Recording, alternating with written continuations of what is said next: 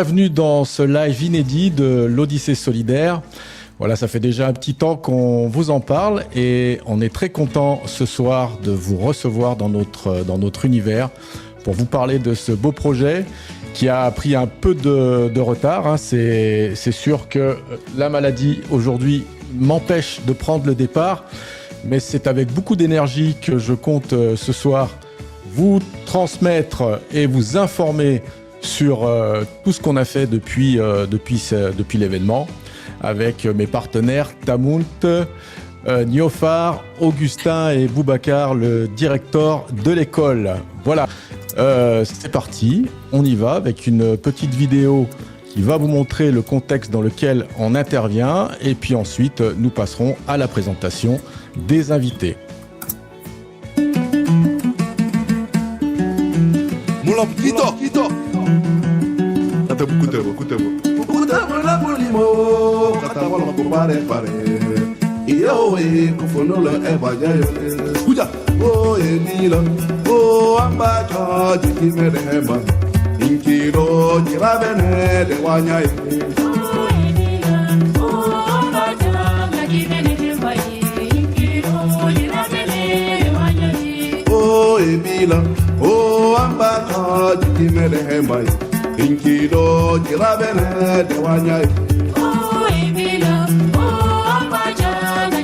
Donc pour situer, la Casamance, c'est, on va dire, une petite région qui est située au sud du Sénégal. Elle est un petit peu enclavée et entourée de plusieurs pays, en particulier la Guinée-Bissau, la Gambie. Et au-dessus, on va retrouver le Sénégal et la capitale du Sénégal, Dakar. Voilà pourquoi l'Odyssée solidaire, ça part d'un rêve de gosse déjà. J'ai toujours voulu voyager, j'ai toujours voulu explorer le monde. À travers ce projet que j'ai voulu donner du sens à l'activité que je mène au Sénégal depuis déjà 8 ans. Aujourd'hui, c'est 12 000 € de récoltés. Merci vraiment du fond du cœur à tous. Et d'ailleurs, vous allez voir les témoignages de l'équipe. Voilà. Donc je propose dans un premier temps, c'est de vous présenter Niofar qui est sur place au Sénégal. Bonjour. Bonjour à tous. Donc je suis Sabrina. Et Lénora. Voilà, donc alors moi pour résumer, je suis l'aspect social de Niofar et Léno l'aspect environnemental. Donc on va essayer de faire une petite présentation rapide de Niofar qui est implanté dans la commune de Diembéring, donc qui regroupe les villages de Cabrousse, Boucotte, Cap Skirring et Boucotte. On a construit de manière écologique un centre de formation qui est un écolieu, construit en géobéton et qui est équipé 100% en solaire.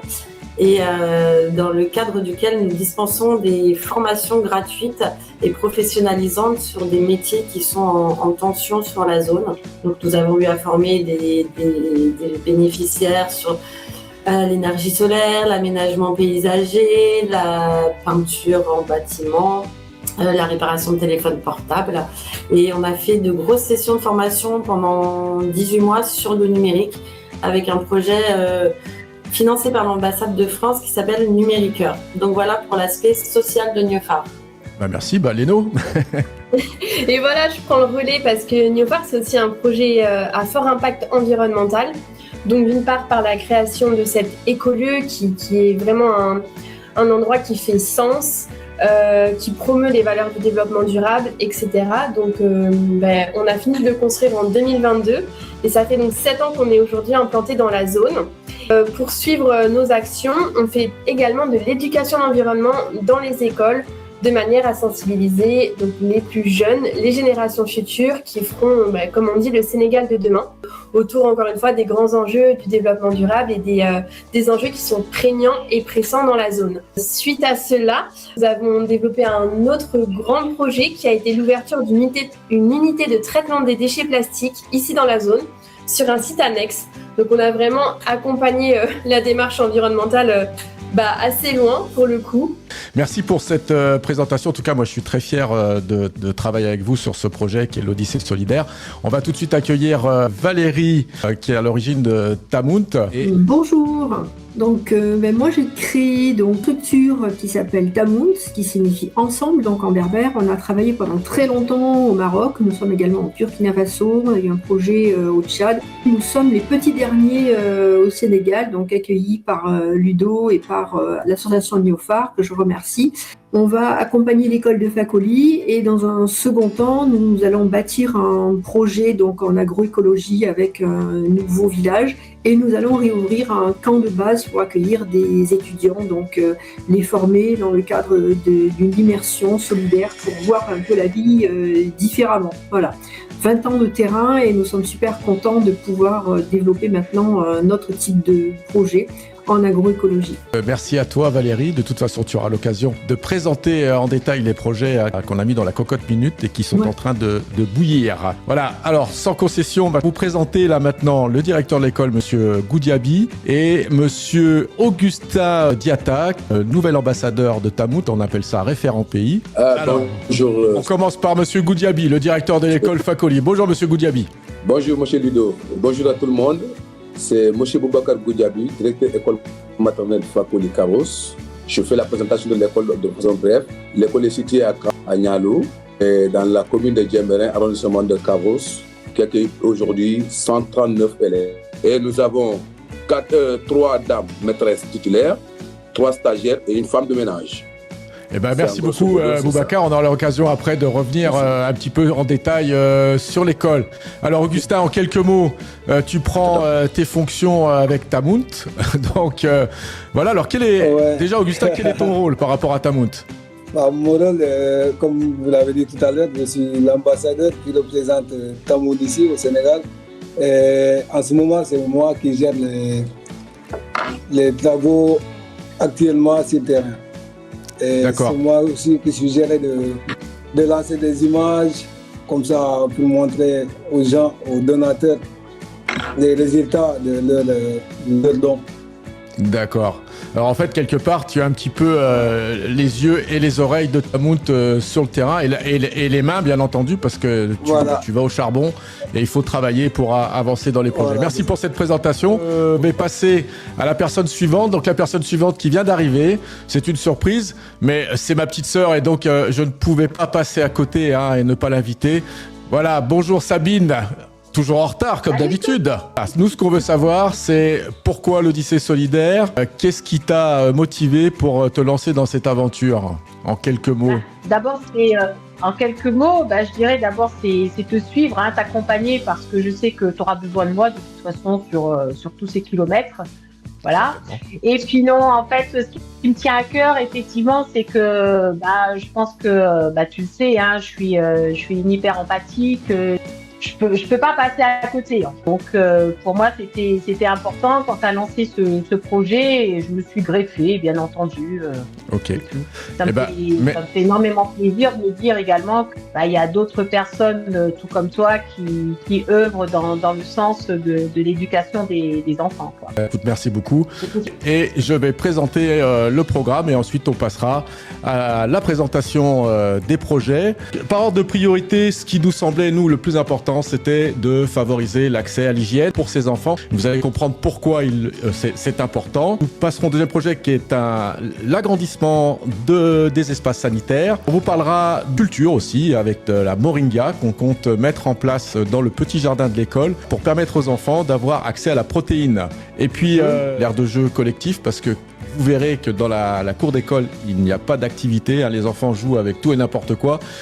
Mais on va faire en sorte de leur donner accès à un environnement ludique. On passera après sur le confort scolaire. Apprendre parfois sans table, sans chaise, c'est compliqué. Donc on va aussi équiper l'école de ce matériel. L'avant-dernier projet, donc c'est l'éco-responsabilité qui sera conduite par Niofar, donc Sabrina et Leno. Elles vous en parleront après plus en détail. On vous présentera un petit peu leur objectif et surtout les compétences qu'elles vont mettre à disposition de l'école et des enfants. Et grâce à l'artiste Caréoba, nous pourrons embellir les murs de l'école grâce à une fresque qu'il a dessinée pour nous, gratuitement, et qui sera exécutée par un artiste sénégalais d'ici quelques mois.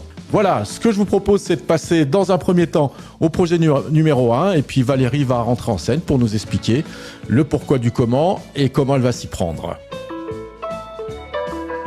Si on avait des lavabos bien installés sur le mur, permettant que les enfants, au sortir des toilettes, ils sont là avec les lavabos, se laver les mains proprement, avec des torchons, se nettoyer et rentrent dans les classes.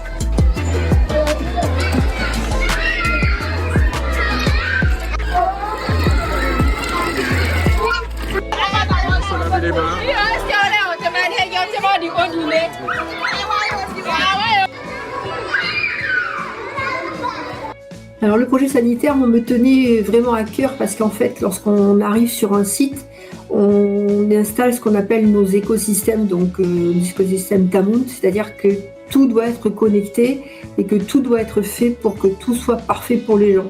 Donc là, quand le directeur nous a expliqué qu'il n'y avait pas suffisamment de latrines, qu'il n'y avait pas suffisamment de points d'eau pour les enfants, on s'est dit que là, on avait vraiment tout à faire. Et nous avons proposé donc au directeur, donc à l'école et aux parents d'élèves, donc la station de lavage des mains. Donc tu as réalisé là, un superbe schéma là, qui permet aux donateurs de voir à quoi ça va correspondre. Quand on voit la vidéo juste avant où les enfants donc se lavent dans une bassine, donc ça veut dire qu'ils vont se laver tous, laver les mains dans la même bassine en fait. Donc l'eau n'est pas changée toutes les minutes à tous les enfants, qu'il y a juste un tout petit robinet. Là, ils vont avoir un confort pour se laver les mains, qui va permettre une véritable hygiène et un apprentissage à l'hygiène également, puisque là, il faudra apprendre que chacun attend son tour, donc économiser l'eau quand même, pas faire n'importe quoi, se laver correctement les mains avec du savon, donc avec les enseignants. Donc ça, c'était vraiment un projet qui nous correspond, qu'on a déjà finalement réalisé dans d'autres endroits, donc pareil, des sites agricoles, mais pour les adultes sur ce coup-là. Et on est vraiment très contents parce que c'est vraiment un gros progrès pour les enfants. Savoir que évidemment l'hygiène des mains est d'autant plus importante, les enfants mangent avec les mains et que toutes les maladies qui sont transmises par le fait de manger avec les mains et les mains ne sont pas suffisamment bien lavées sont des maladies impactantes pour la santé des enfants puisqu'elles peuvent provoquer donc des forts maux de ventre, voire même des décès. Donc là, on est vraiment sur un volet hygiène qui est très très très important. Donc on est super content de voir qu'on va pouvoir contribuer à cela. Et on va rajouter juste laisser la parole à Boubacar hein, parce que c'est vrai que c'est lui qui est aussi directement concerné et qui nous donne un petit peu son impression sur le projet. Hein. Alors Boubacar, dis-moi, qu'est-ce que ça va changer pour vous concrètement à l'école, ce type de projet? Bon, je reviens à nouveau pour dire, Ludo, franchement, quand j'ai vu la maquette, au début, je demandais à toutes les dames, mes collègues, les adjeunes, je les fais savoir la maquette qu'on attend, améliorer les conditions d'hygiène des enfants, parce que comme elle avait bien dit, parce qu'on met deux bassines d'eau, 2 bassines par classe, et on met des détergents et l'autre avec de l'eau de javel. Donc vous lavez les mains et vous rincez de l'autre côté. Mais le premier qui se lave les mains, il laisse là-bas la saleté. Et les autres qui viennent, ils vont prendre la saleté, c'est pas propre. Et donc quand on a vu ça, on s'est dit que c'est la meilleure façon aussi d'assurer l'assainissement des enfants, la propreté et la santé surtout. Parce que quand ils sont aux toilettes, ils vont mettre dans la même bassine, ensuite prendre des goûters pour manger. Là, c'est pas aussi hygiénique, c'est à risque, surtout si genre des infections, tout ça, ça peut contaminer d'un enfant à un autre, c'est compliqué. Merci à toi, Boubacar. Bon, Valérie, je te laisse conclure.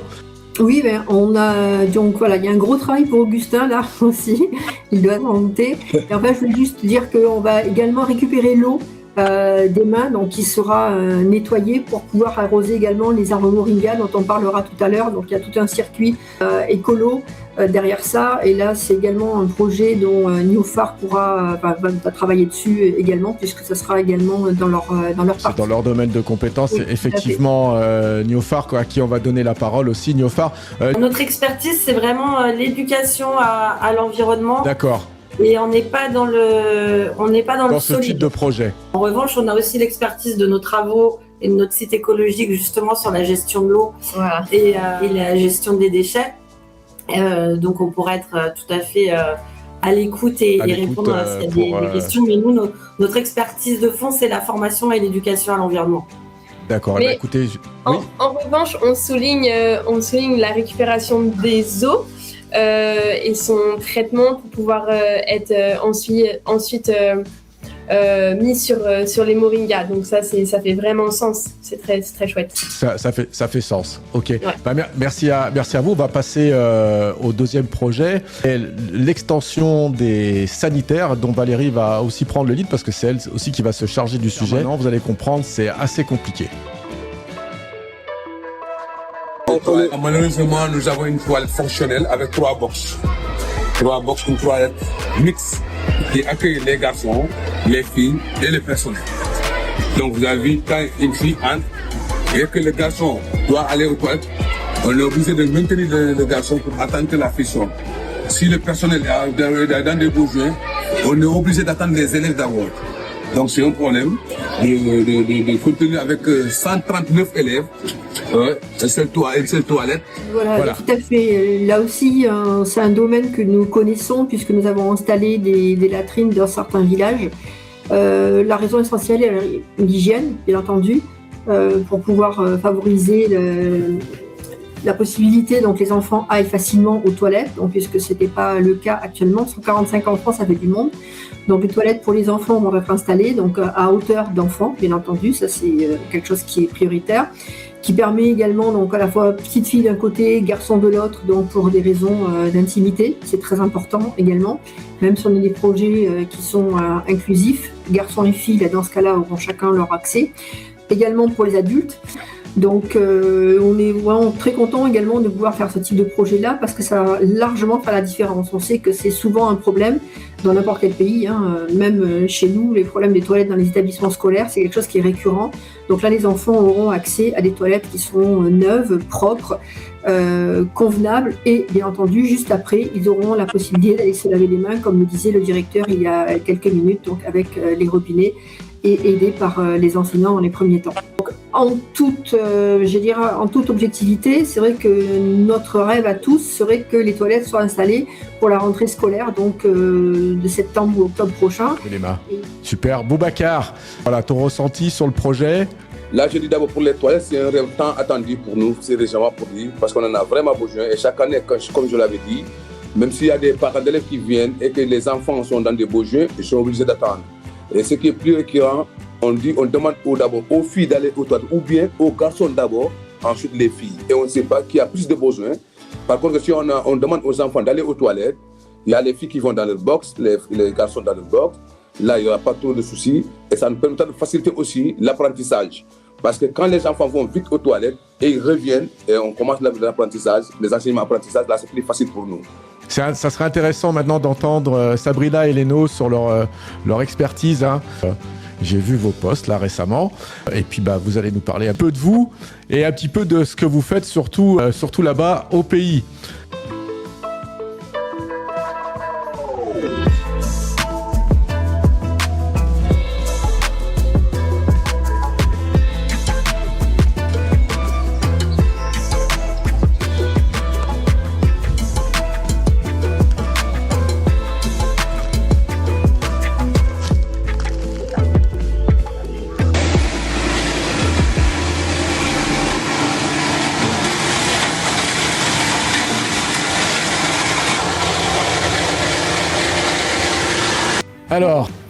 Alors bon, comme on est deux, Ludo, en fait, pour te dire vrai, on a deux grandes fiertés.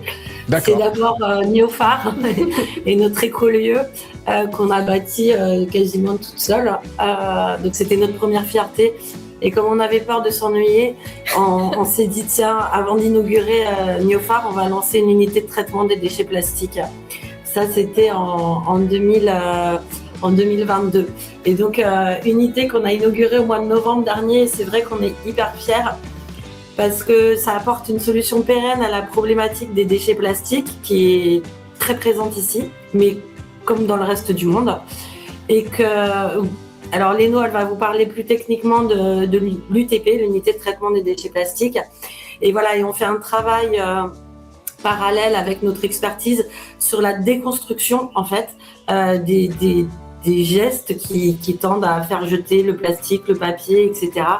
Et donc là, on travaille auprès des établissements scolaires de toute la zone, dans les quartiers, avec les chefs de village, pour déconstruire ces gestes. Et comme on dit au Sénégal, si tu déconstruis quelque chose, il faut apporter autre chose. Et donc, avec les équipes et en co-construction avec la population, parce que c'est très important que ce soit co-construit. Il y a l'acquisition des éco-gestes et donc la prise de conscience, de toute façon, qui déjà la population a pris conscience puisque les rizières ont du sel. Enfin voilà, la zone est confrontée au réchauffement climatique. Et donc, on est là pour co-construire avec eux et apporter des solutions pérennes dans les gestes quotidiens et pour que chacun prenne sa responsabilité vis-à-vis de la sauvegarde de l'environnement. Alors, moi, j'ai une petite question par rapport à ça.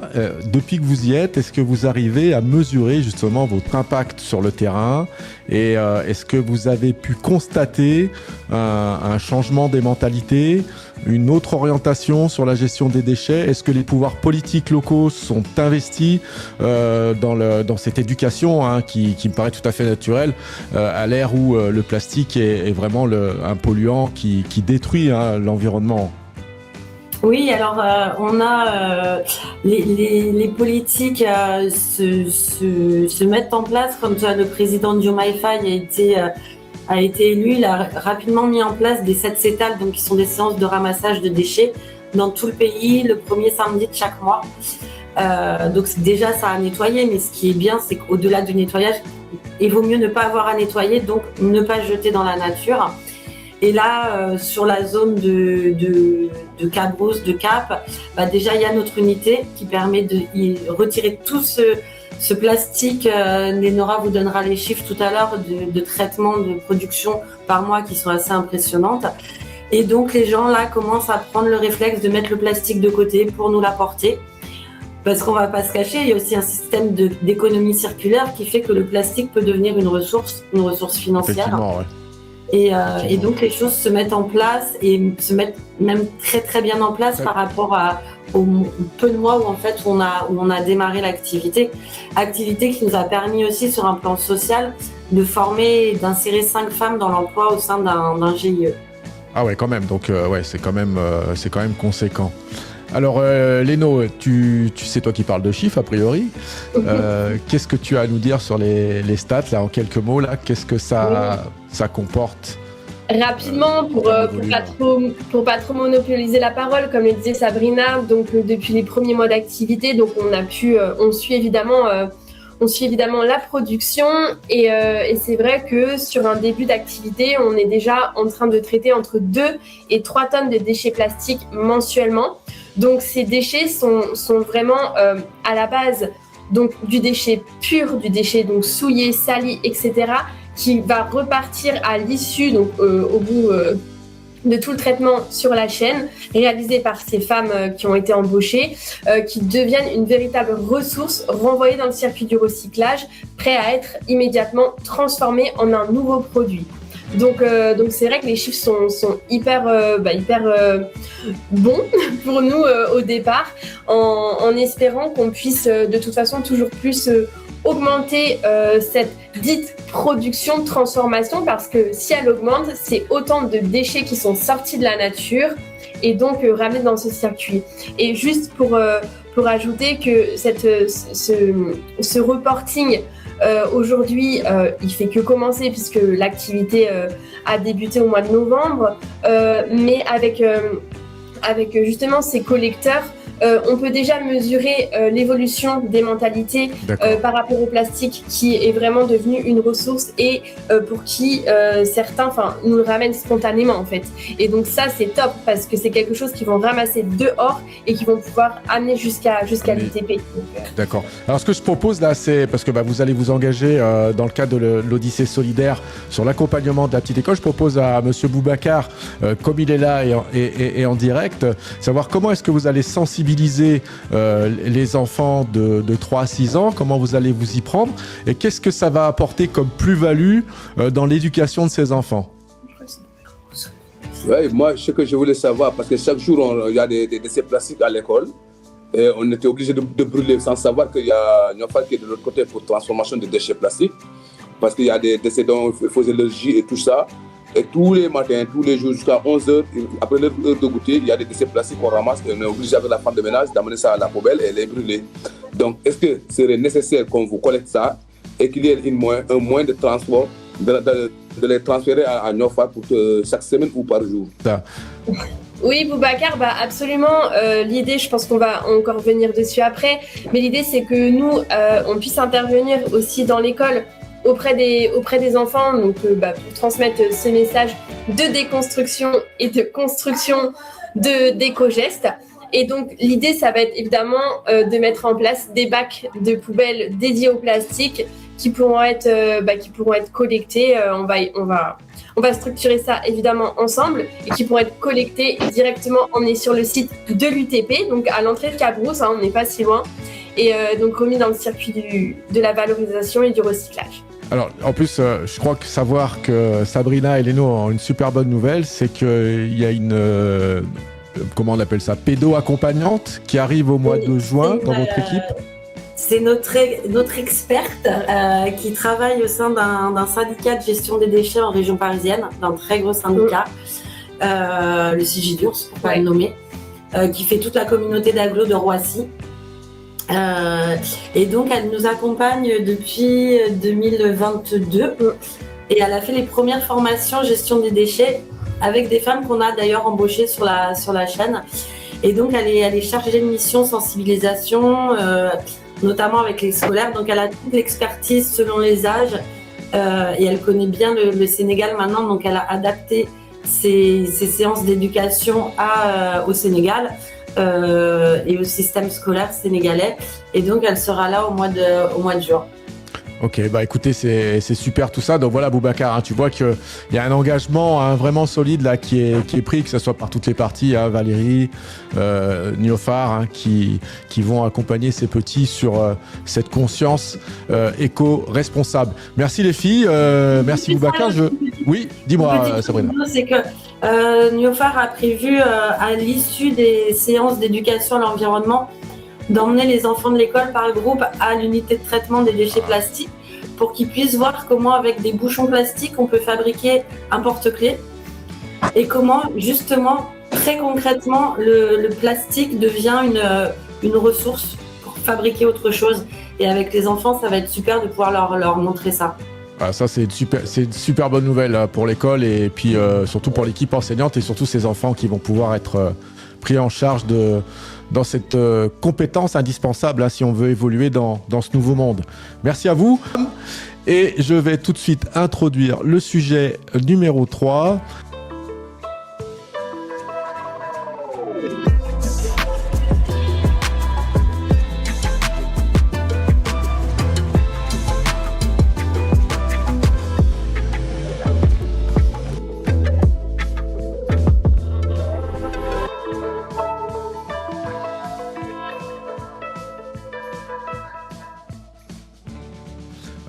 Qu'est-ce que tu peux nous dire sur cette plante ? Alors le moringa, en fait, c'est une plante un peu magique, un peu miraculeuse, parce qu'en fait, les feuilles de moringa possèdent la quasi-totalité des vitamines et des nutriments qui sont importants pour le corps humain. En Afrique, et d'ailleurs au Sénégal, il y est, tout à fait. On l'utilise dans la nutrition principalement des enfants parce que ça permet de compenser lorsqu'il y a des apports nutritifs insuffisants parce que les familles parfois n'ont pas les moyens d'avoir toutes sortes de légumes, de fruits et encore moins de la viande. Donc on le met en complément alimentaire. On l'utilise nous au Burkina Faso dans les centres de renutrition avec lesquels nous travaillons. Donc c'est quelque chose qui est très très important pour nous, ce qui fait que là, à l'école, le fait d'avoir du moringa, d'abord ça va être très simple, les arbres vont être plantés, ils n'ont besoin que d'un peu d'eau pour démarrer, ensuite les arbres qui poussent très très vite, c'est assez extraordinaire, d'ailleurs comme plante à la nature, elle a absolument tout prévu. Il suffit ensuite de ramasser les feuilles, de les faire sécher à l'ombre, donc il y aura un protocole, mais je me doute que les mamans le savent déjà sur place, on ne va pas leur apprendre c'est utilisé ce qui existe depuis très longtemps, et donc le mettront en fait dans les repas des enfants qui sont distribués à midi. Si la production est suffisamment importante, les enfants pourront même ramener dans des petits sacs, de préférence en papier, donc du moringa à la maison pour pouvoir en consommer en famille, notamment le soir. Et en plus de cela, on part du principe qu'on va récupérer l'eau du lavage des mains, donc on va nettoyer cette eau d'ailleurs avec les cosses du moringa. Donc ça c'est quelque chose qu'on va mettre en place pour pouvoir, on va pas mettre de l'eau savonnée évidemment dans les cultures de moringa. Et ce qui va être également très bien par rapport au schéma là, que tu as fait et qui est juste parfait, c'est que les arbres, si on les fait monter, on va dire à 3 mètres, permettront de faire de l'ombre sur la classe qui est située donc à gauche du dessin. Les donc deux là, classes, on aura voilà, absolument, je dirais, un arbre qui servira un peu à tout. Donc la nutrition, récupération de l'eau, on récupère l'écosse pour nettoyer l'eau, on pourra récupérer les graines pour faire de l'huile. Donc ça aussi, les mamans, je suppose que savent très très bien le faire. Et ça pourra être aussi, c'est quelque chose qu'on va essayer de mettre en place avec monsieur le directeur et Augustin, donc, qui est notre référent sur place, de pouvoir aussi donner des graines et des plants de moringa à toutes les familles qui en voudront pour les planter dans la cour, en fait, que les gens ont généralement, pour consommer à leur tour du moringa. Donc c'est un projet qui est un projet également très circulaire, hein, qui se fait, qui est très simple, puisque on va planter donc des petits plants. Donc Augustin m'a déjà parlé, donc il est déjà à la recherche des plants. On attend juste évidemment que on ait installé les lavabos donc pour avoir de l'eau, pour installer tout le circuit, de la récupération de l'eau également de pluie, puisqu'on a le bénéfice d'avoir de la pluie au Sénégal, ce qu'on n'a pas au Burkina, donc qui pour nous est un peu plus compliqué. Mais vraiment, ça sera quelque chose qui sera, je pense, très favorable aux enfants, et je pense que le directeur est d'accord avec moi sur ce plan, justement, ainsi que les parents d'élèves de tous ces petits bouts de chou. On va lui laisser prendre la parole à Boubacar. Bon, merci Ludo, merci encore une fois Valérie. Par rapport au moringa, j'en ai même parlé avec Augustin quand il est passé à l'école, on en a discuté. Et je lui ai dit qu'il est préférable quand on fait des projets de lavabo et autres pour augmenter les murs, ça nous permet d'avoir de l'espace parce qu'on en a parlé avec le chef du village. Alors, par contre, votre question par rapport au repas, si on a le moringa, mais ce qui va nous poser des problèmes, c'est-à-dire qu'à l'époque, il y avait des donateurs qui donnaient des repas de chaque jour, du lundi au vendredi, un repas par jour. Par contre, maintenant, il n'y a plus de repas. Si on parvient à voir des donateurs pour des repas, nous serons obligés de voir l'utilité et l'importance, même les enfants et les parents verront l'utilité et l'importance du moringa, parce qu'à la consommation du moringa. Parce que là, pour chaque repas, au moins, chaque jour, ils auront l'obligation d'utiliser le moringa. Après, ils vont aimer le moringa. Dès qu'ils aiment le moringa, ils vont transmettre. Ça sera une compétence transférée de l'école à la maison, et ils vont même réclamer le moringa à la maison. Je te remercie. Augustin, tu es prêt? Ouais, je suis prêt pour organiser tout ça. J'ai vu deux messieurs déjà. Je leur ai parlé du projet de moringa. Il m'a dit que c'est une belle idée parce que il m'a même donné les détails et ce que le moringa peut faire à la santé. Et il m'a aussi expliqué des différents types de cuisine que nos ancêtres faisaient et que maintenant on ne le fait pas. Et avec le moringa, ça peut revenir encore. Donc il est prêt à faire les pépinières pour nous. C'est un beau projet. Il est content pour ça. Merci à vous tous là. Qu'est-ce qui nous attend maintenant sur le prochain défi, qui est la mise en place d'une aire de jeu collective?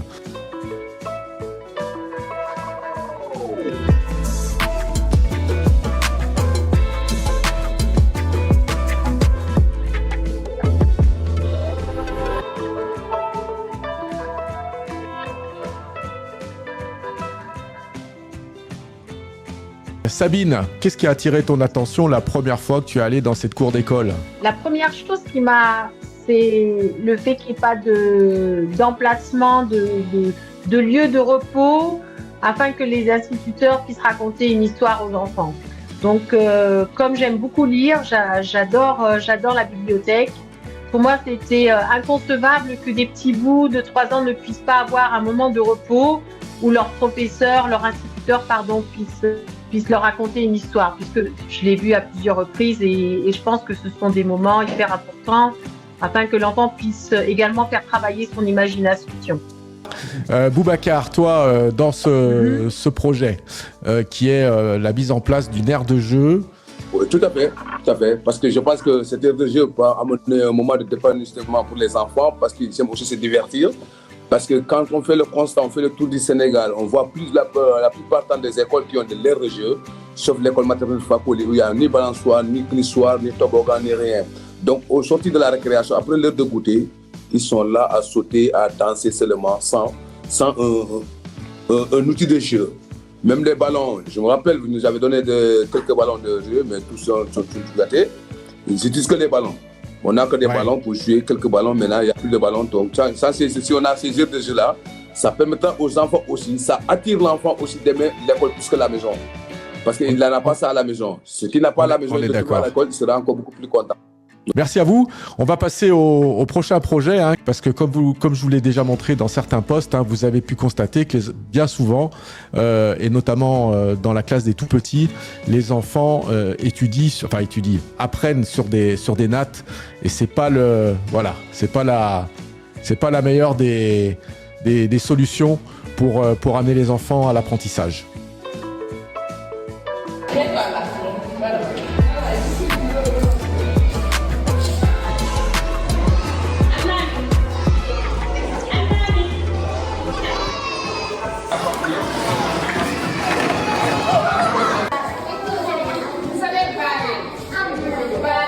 Boubacar, aujourd'hui, je crois qu'il n'y a que la classe des grands qui dispose de tables et de chaises. Hein. Si je ne dis pas de bêtises, vous êtes obligé de transporter à chaque fois quand vous faites des activités. Tout à fait.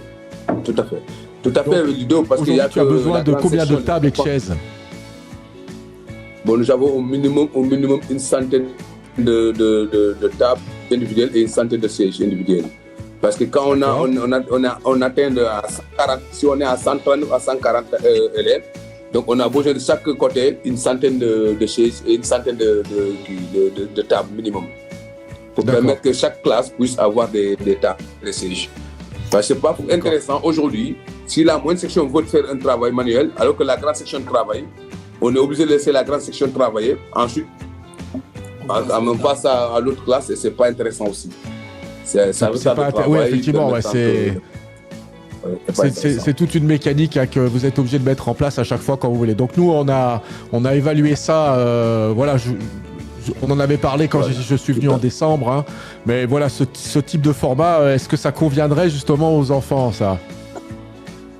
C'est le meilleur format, même c'est le meilleur format pour travailler. C'est une table collective et tu mets 3, 4, 5 sièges par groupe et ils vont faire un travail de groupe. Ça permet même l'enfilage, quand il faut activités manuelles, ils vont travailler ensemble. Là, c'est le meilleur format même des apprentissages, des enseignements apprentissages. D'accord. Eh ben, écoute, ça, on va essayer de faire ça assez rapidement parce que ça ne demande pas beaucoup de budget, mais on va faire en sorte que vous ayez ça pour la rentrée de septembre. Alors, ça sera, je pense, pas trop mal. Voilà, il nous reste encore le dernier défi qui est le défi de la fresque parce qu'on va remettre un petit peu en couleur ce mur d'école qui est pas très beau hein, finalement. Il nécessite quand même un petit coup de neuf. D'ailleurs, Augustin a déjà travaillé dessus. L'artiste Caréoba, hein, donc Régis, nous a fait la fresque hein, qu'on peut déjà voir.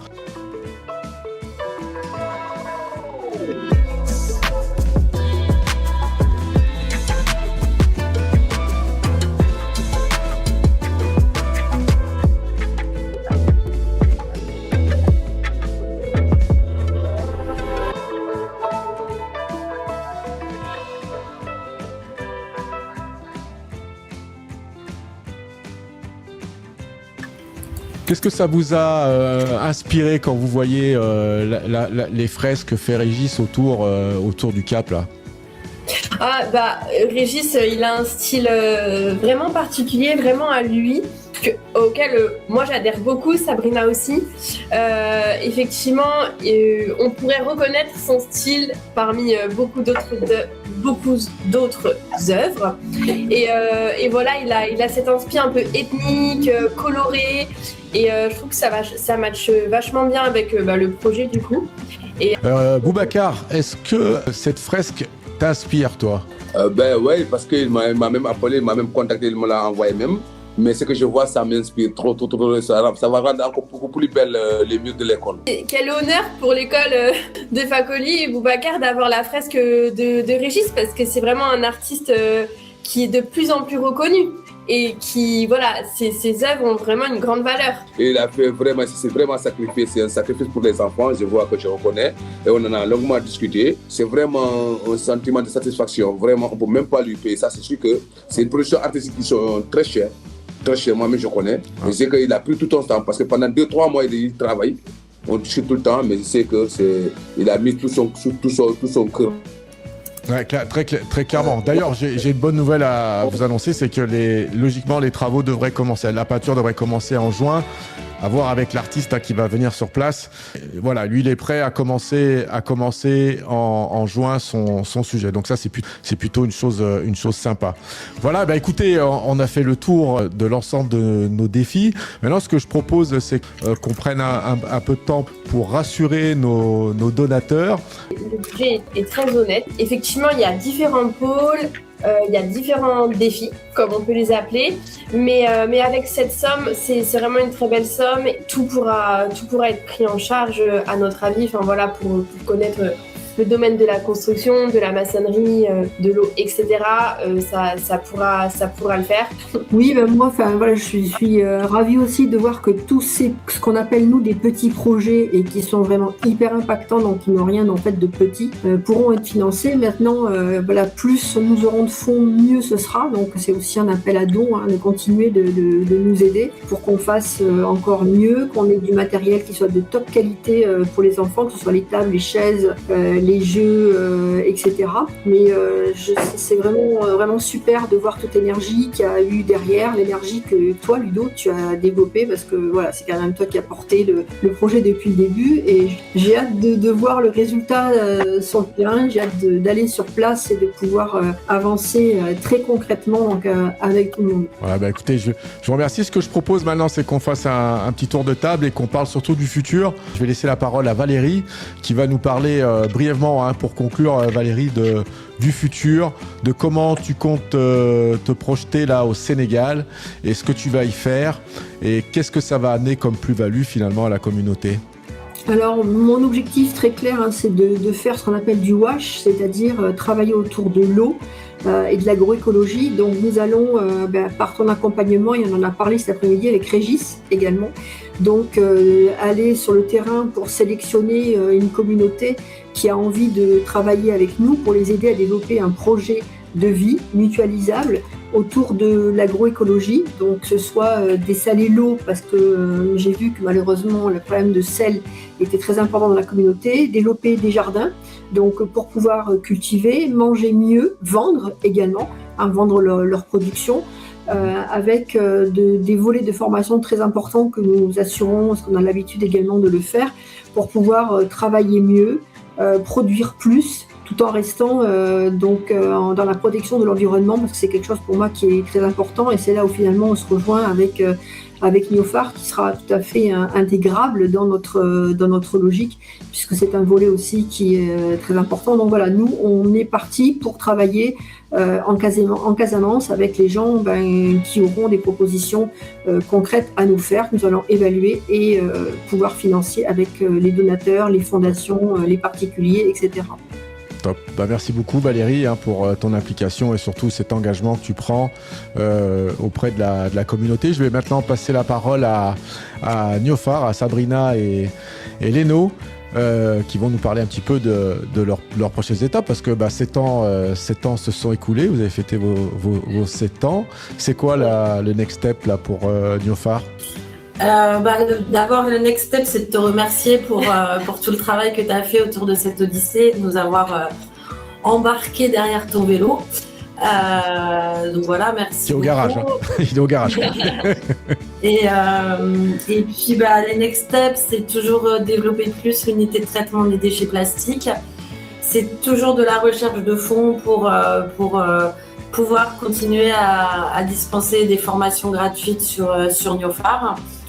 Et c'est des projets qu'on écrit, qu'on développe à deux avec les équipes sur place. Et voilà, en fait, ça fait 7 ans qu'on navigue comme ça et qu'on continue malgré les difficultés rencontrées. Mais voilà, c'est un choix de vie, un choix Oui, de c'est travail. un engagement, hein, c'est un choix de travail. Et effectivement, moi, je salue vraiment votre courage, hein, parce que vous êtes vraiment, comme on dit, les mains dans le cambouis. Si demain, je peux aussi contribuer sur d'autres sujets par la suite, bon, bah voilà, je suis ouvert à toute proposition si j'ai du temps libre, que ce soit pour Tamount ou pour Niofar. Voilà, donc je salue en tout cas votre travail qui porte ses fruits et qui est visible, perceptible hein, tout autour de la communauté. On va laisser la parole à Sabine avant, hein, parce que la pauvre, elle n'a pas beaucoup parlé. Sabine, Oui, alors c'est quoi les prochaines étapes pour toi? Ma prochaine étape, déjà, c'est de t'accompagner dans ta maladie, hein, voilà, parce que je suis très impliquée, en fait. Pour moi, c'est le plus important, c'est que tu guérisses, quoi, qu'on puisse partir tous les deux. Et puis, peut-être que par la suite, j'ai bien envie de mettre un petit peu les mains dans le cambouis, comme tu dis, pour aller aider Niofar et Tamount. Et c'est très très beau ce qu'elles font les filles et un tout grand respect quoi. Je veux dire, moi toute seule, c'est pour ça que je te suis parce que toute seule je serais incapable d'organiser tout ça. Déjà tu serais perdu entre Cabrousse et Boucotte, donc c'est déjà problématique, mais bon. Bon allez, je t'aime quand même ma petite sœur, à tout à l'heure. On va passer à Boubacar. Donc Boubacar, toi l'avenir tu le vois comment là maintenant pour l'école là? Maintenant, l'avenir de notre grand projet, c'est de sensibiliser surtout les parents et les enfants surtout. Dès que le projet se réalise, que tout le monde sache que c'est le bien public, c'est un bien commun. Chacun doit entretenir le matériel, mettre la main. Demain aussi, le donateur, quand il voit qu'on entretient bien le matériel, qu'il sache qu'ils n'ont pas jeté leur argent par la fenêtre, mais ils ont fait pour une cause bien déterminée, pour la bonne cause, vraiment. Ça c'est bien, l'avenir est radieux pour Fakoli et ça c'est une belle chose. Merci Boubacar. Alors Augustin. Je remercie d'abord tout le monde, là, Sabine, Léno, Boubacar de mon côté et Valérie, et vous aussi, de m'avoir choisi déjà à participer à ce grand projet, parce que je suis un amoureux aussi des enfants, c'est mes amis les enfants. Et aujourd'hui, mon avenir, c'est de voir réaliser tout ça que vous avez prévu, de vous voir arriver ici en vélo, en bonne santé en plus, de pouvoir profiter de ce qu'on va planter dedans et de pouvoir voir les enfants heureux, pouvoir donner aussi de l'amour à les parents. Merci à toi, Augustin, pour ce partage. C'est à mon tour, je crois, hein, de parler. Et pour ma part, déjà, premier combat, le cancer. Je suis en plein dedans. Tout se passe bien, c'est sous contrôle. J'ai pas la forme comme ça tous les jours, hein. Il y en a encore pour quelques semaines. Je me bats, ça se passe très très bien. Et j'ai bon espoir, pour ma part, hein, de prendre le vélo fin septembre. En tout cas, c'est vraiment le vœu le plus cher que je me suis fait. Et c'est ancré là-dedans, hein. C'est vraiment le mental qui pèse dans la balance si on veut sortir de cette maladie. Voilà, encore une fois, je vais mettre tout le monde sur le stage hein, pour remercier l'ensemble des donateurs qui ont participé à ce beau projet qui est l'Odyssée Solidaire. Vous m'avez ouvert votre porte. Je vous en suis vraiment entièrement reconnaissant parce que sans vous, je n'aurais pas pu réaliser et atteindre cet objectif hein, qui était inespéré finalement. Hein. Et comme je suis un homme de parole et je suis un homme qui aime mettre du sens dans ce que je fais d'ailleurs, vous pouvez continuer à contribuer. La page des dons est encore ouverte. Hein. Merci à tous les donateurs qui ont tenu parole. Merci à vous. Merci. On reste là-dessus. Je vous dis au revoir. Je vous dis à très vite. À très bientôt à tout le monde. Merci pour nous avoir suivis. À très bientôt. Merci à tout le monde.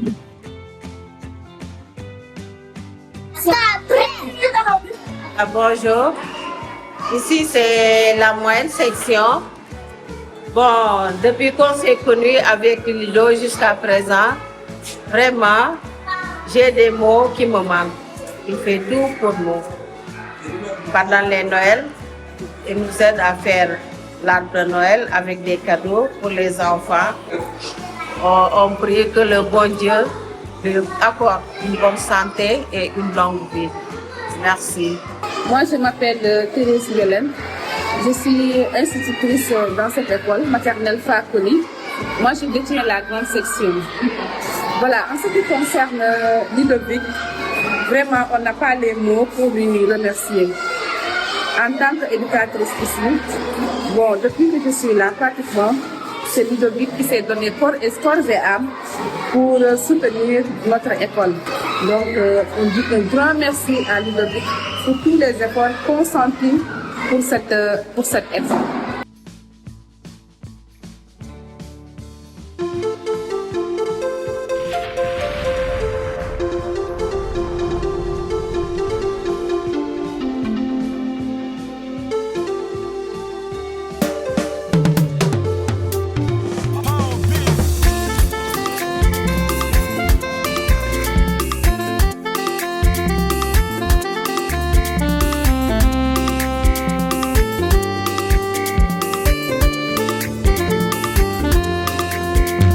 jeni janjam wandirege ndiri meme kupala nga boyno bomi kandanka sheda juko mulisumo iruma